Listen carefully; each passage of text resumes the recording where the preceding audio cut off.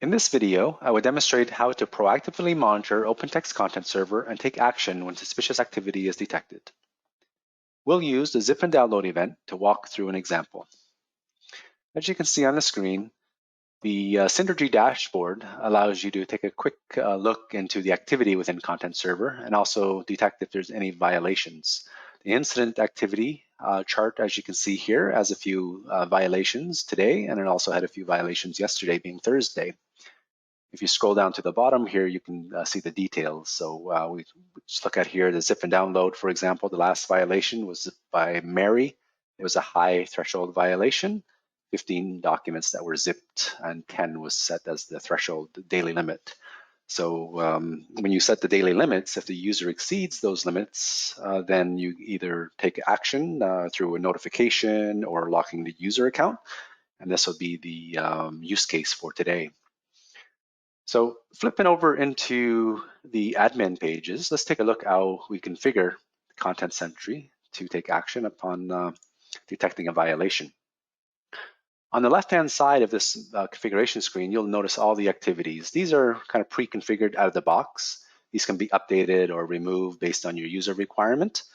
And for today's session, we're going to focus on the zip and download. So out of the box, this is enabled. So we capture the data, but we do not set the limits or check for violations by default. So we just need to enable limits, which is already done here in this case. When you enable limits, you specify the low, medium, and high threshold values. I have them set to 2, 5, and 10 respectively, and then decide what action you want to take when each threshold level is exceeded. In the use case today, we're going to look at the disable user. So when we download or zip, in this case, more than 10 documents, the user account should be disabled, and an email should be sent to security@synergy.lab. So that's just a look at the configuration. So what we'll do in the second part of the demo here is now log in as another user. In this case, we're going to log in as Susan, and we're going to do some activities and see how Content Sentry behaves. Okay, I'll open the next tab here, and I'll log into the system as Susan. For testing and demo purposes, I use multi-login Chrome extension to allow us to log in with different users in different tabs, which makes it nice and easy for demoing. So I'm going to type in my user account and password and log into the system. I'm going to navigate to Sales, and within Sales, I have an Invoices folder with a bunch of documents in here. And what I'll do is highlight about 15 documents, and we'll do the zip and download. So this should exceed our limit of 10 zip and download actions, and it would hopefully execute the violation in the background, and we'll see the results. So I'm going to go ahead and click on zip and download. We'll zip those up and wait for it to compress, and then download the zip file. I don't need to open the zip file because I just downloaded it, so the activity was captured, and click OK.